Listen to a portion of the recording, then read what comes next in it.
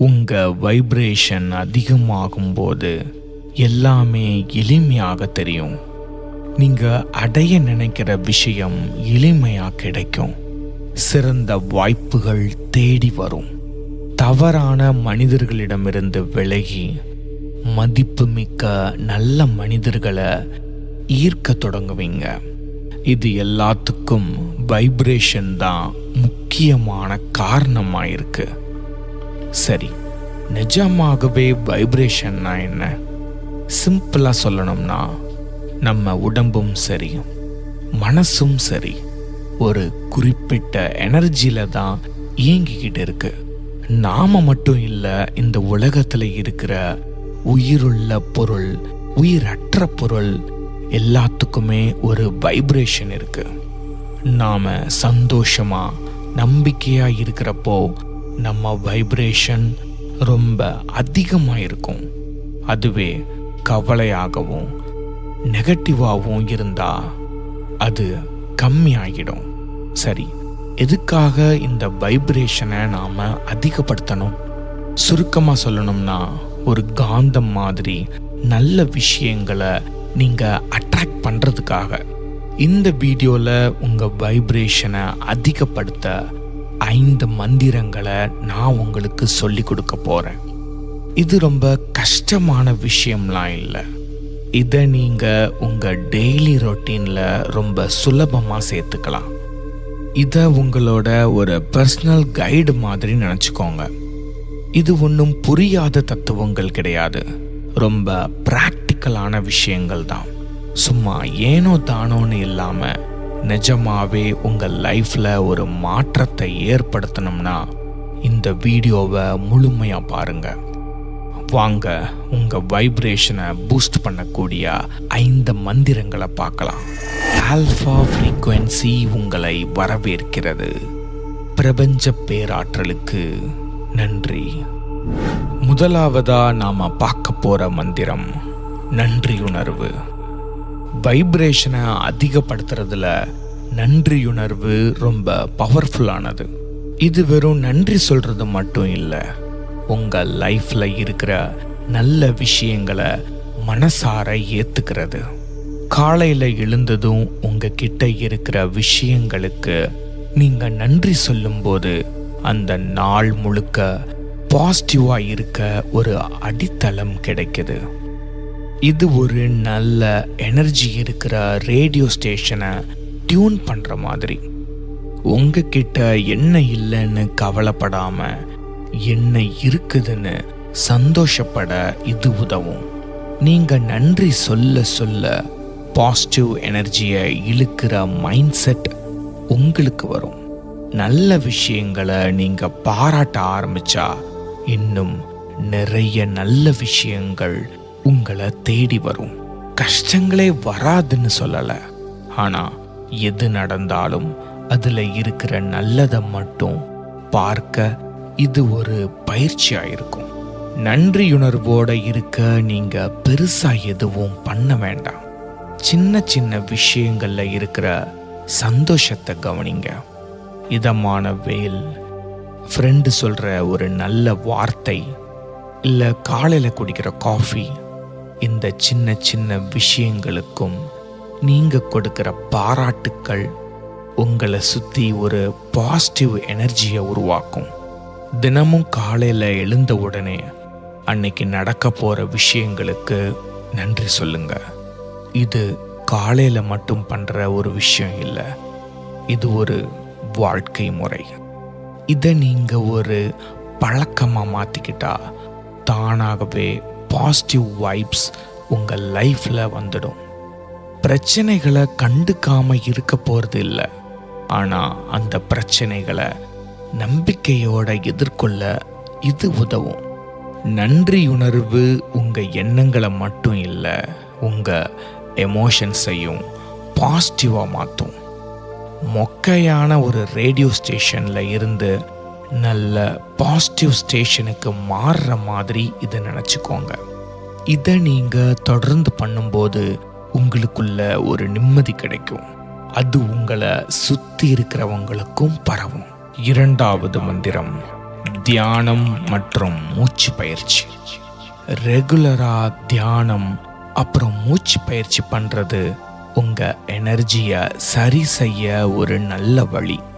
தியானம்னா மைண்டை மொத்தமாக பிளாங்க் ஆக்குறதோ இல்லை ஏதோ மாயாஜாலமோ கிடையாது. அது ரொம்ப சிம்பிள். உங்கள் எண்ணங்களில் சிந்திக்காம அமைதியாக உட்கார்ந்து மனசை கவனிக்கிறது தான் இந்த தியானம். கொஞ்ச நேரம் அமைதியாக உட்கார்ந்து உங்கள் மூச்சை கவனிச்சாலே மனசுக்கு ஒரு தெளிவு கிடைக்கும்.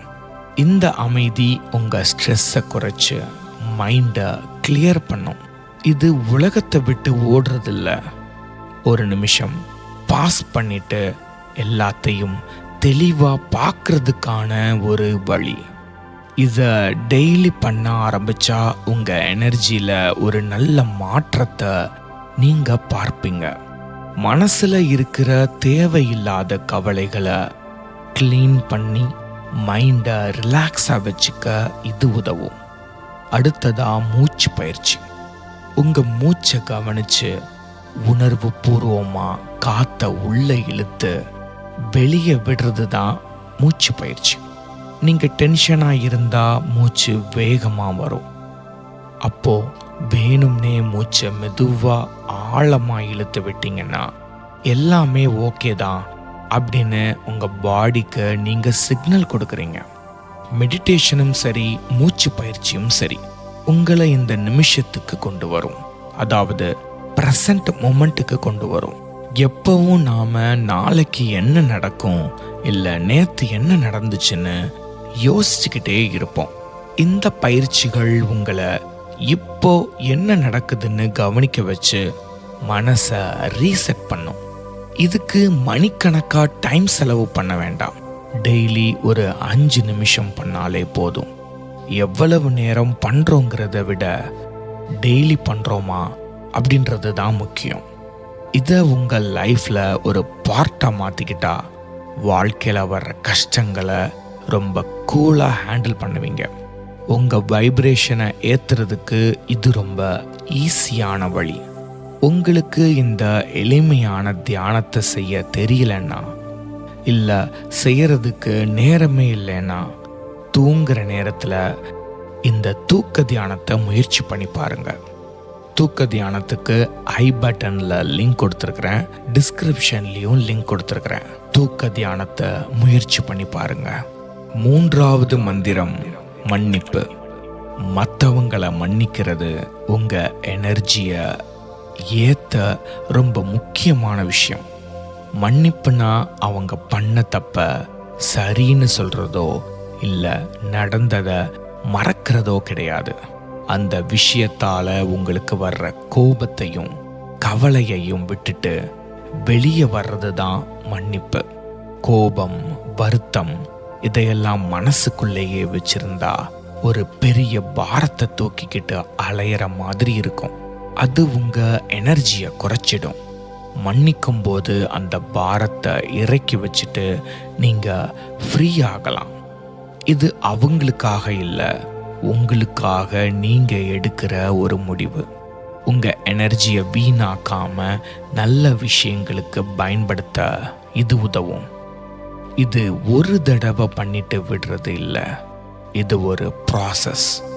உங்களுக்கு வர்ற எமோஷன்ஸை புரிஞ்சுக்கிட்டு அதை மெதுவாக ரிலீஸ் பண்ணணும். ஒரு ஜன்னலை திறந்து நல்ல காற்றை உள்ளே விடுற மாதிரி இதை நினச்சிக்கோங்க. மற்றவங்களை மட்டும் இல்லை, உங்களையும் நீங்கள் மன்னிக்கணும். நாம் தப்பு பண்ணுவோம் தான், அதை மறக்காம செஞ்ச பாவத்தை தினமும் நினச்சி குற்ற உணர்ச்சிக்கு ஆளாகிறோம். இப்படி பண்ணுறதுனால உங்கள் வைப்ரேஷன் கம்மியாக தான் செய்யும். மன்னிக்கும் போது நீங்கள் ஃப்ரீ ஆயிடுவீங்க. அது கடந்த காலத்தை மாற்றாது, ஆனால் உங்கள் வாழ்க்கையை மாற்றும். அதாவது உங்கள் நிகழ்கால வாழ்க்கையை மாற்றும். நெகட்டிவ் எமோஷனில் மாட்டிக்காம சந்தோஷமாக முன்னாடி போக இதுதான் வழி. 4வது மந்திரம் நேர்மறை எண்ணங்கள். நீங்கள் என்ன நினைக்கிறீங்களோ அதுதான் உங்கள் எனர்ஜி. பாசிட்டிவாக யோசிக்கிறதுனா பிரச்சனையே இல்லைன்னு நடிக்கிறது இல்லை, நடக்கிற விஷயத்துல எது நமக்கு நல்லதுன்னு கவனிச்சு அதுல கவனம் செலுத்துறது தான் இந்த நேர்மறை எண்ணம். நீங்க நல்லதையே நினைக்கும் போது உங்க வைப்ரேஷன் அதிகமா இருக்கும். நல்ல எண்ணங்கள் தான் நல்ல உணர்வுகளை கொண்டு வரும். எதிர்மறையான எண்ணம் பக்கம் போகாம நேர்மறையான எண்ணங்கள் பக்கம் திரும்பினா தானாகவே சந்தோஷமும் நன்றியுணர்வும் வரும். இது ஒரு நல்ல பாட்டை கேட்குற மாதிரி. உங்க எண்ணங்கள் உங்களை மட்டும் இல்லை, உங்களை சுற்றி இருக்கிற எனர்ஜியையும் பாதிக்கும். தண்ணில கல் போட்ட அலை வரும்ல, அதே மாதிரி உங்க பாசிட்டிவ் எண்ணங்கள் அலை அலையா பரவி உங்களை சுற்றி இருக்கிற சூழலை மாற்றும். இது வெளியே நடக்கிறத கண்ட்ரோல் பண்ணுறதில்ல, ஆனால் நீங்கள் கொடுக்குற எனர்ஜி மூலமாக அதை பாசிட்டிவாக மாற்றுறது. பாசிட்டிவாக யோசிக்கிறதுனா எமோஷன்ஸை அடக்கிறது இல்லை, உங்கள் கவனத்தை எங்கே வச்சிருக்கிறீங்க அப்படின்றது தான். பிரச்சனை வரும்போது கவலைப்படாமல் அதை எப்படி சரி பண்ணலாம்னு யோசிச்சா உங்கள் எனர்ஜி லெவல் மேலே ஏறும். இது ஒரு ப்ராக்டிஸ் தான். உங்கள் மைண்ட் எப்போவாச்சும் நெகட்டிவாக போனால் அதை கவனித்து உடனே பாசிட்டிவான எண்ணங்கள் பக்கம் திருப்புங்க. இது ஒரு மசில் எக்ஸசைஸ் மாதிரி. பண்ண பண்ண ஈஸியாக வந்துடும்.